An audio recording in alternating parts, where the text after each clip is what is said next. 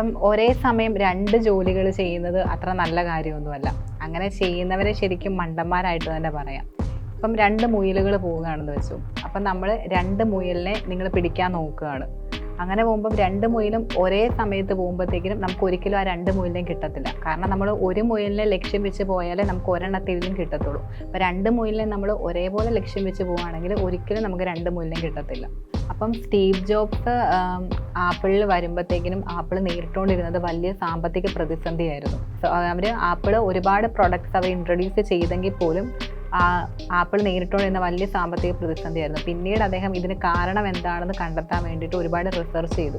അപ്പോൾ അതിലൂടെ അദ്ദേഹത്തിന് കിട്ടിയ ഉത്തരവെന്ന് പറയുന്നത് ഇവർ ഒരുപാട് പ്രൊഡക്ട്സ് ഇൻട്രൊഡ്യൂസ് ചെയ്യുന്നതുകൊണ്ട് തന്നെ കസ്റ്റമേഴ്സിനും ഏത് പ്രൊഡക്റ്റ് വാങ്ങണം എന്നൊരു കൺഫ്യൂഷൻ ഉണ്ടായി. അപ്പോൾ അതുകൊണ്ടാണ് മെയിനായിട്ട് ആപ്പിളിന് ഒരുപാട് പുരോഗതിയൊന്നും ഉണ്ടാകാതെ സാമ്പത്തിക പ്രതിസന്ധി അവർ നേരിട്ടുകൊണ്ടിരുന്നത്. എന്നിട്ട് ലാസ്റ്റ് ഒടുവിൽ അദ്ദേഹം ചെയ്തതെന്ന് പറഞ്ഞാൽ 4 products, MacBook, computer, laptop, mobile phone, ഇങ്ങനെ 4 പ്രൊഡക്ട്സ് ആയിട്ട് അവരുടെ പ്രൊഡക്റ്റിനെ അദ്ദേഹം കുറച്ചു. അങ്ങനെ വന്നപ്പോഴത്തേക്കിനും കസ്റ്റമേഴ്സിന് ഈ പ്രൊഡക്ട്സ് ഐഡൻറ്റിഫൈ ചെയ്യാൻ പറ്റി.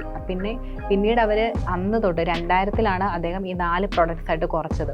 അപ്പോൾ അന്ന് തൊട്ട് ഇന്ന് വരെ അവർ ചെയ്യുന്നതെന്ന് പറഞ്ഞാൽ ഈ 4 പ്രൊഡക്ട്സ് തന്നെ ക്വാളിറ്റി കൂട്ടി അപ്ഡേഷനായിട്ട് ഇങ്ങനെ കണ്ടിന്യൂ ചെയ്തുകൊണ്ടിരിക്കുകയാണ്. അപ്പോൾ ഇതിൽ നിന്ന് നമ്മൾ മനസ്സിലാക്കേണ്ടത് എന്തെന്ന് വെച്ചാൽ നമ്മൾ ഒരുപാട് കാര്യങ്ങൾ ചെയ്ത് റിസൾട്ട് ഉണ്ടാക്കാതെ ഏതെങ്കിലും നമുക്ക് ചെയ്യാൻ പറ്റുന്ന കാര്യം നമ്മൾ ചെയ്യുക. നമുക്ക് ചെയ്യാൻ പറ്റുന്നത് ഏറ്റവും ഭംഗിയായിട്ട് ചെയ്ത് റിസൾട്ട് ഉണ്ടാക്കുക. നമുക്ക് ചെയ്യാൻ പറ്റുന്ന ഒരു കാര്യം നമ്മൾ ഭംഗിയായിട്ട് ചെയ്യുക. അപ്പം നമുക്ക് അതിലൂടെ നല്ലൊരു റിസൾട്ട് നമുക്ക് ഉണ്ടാക്കാൻ പറ്റും.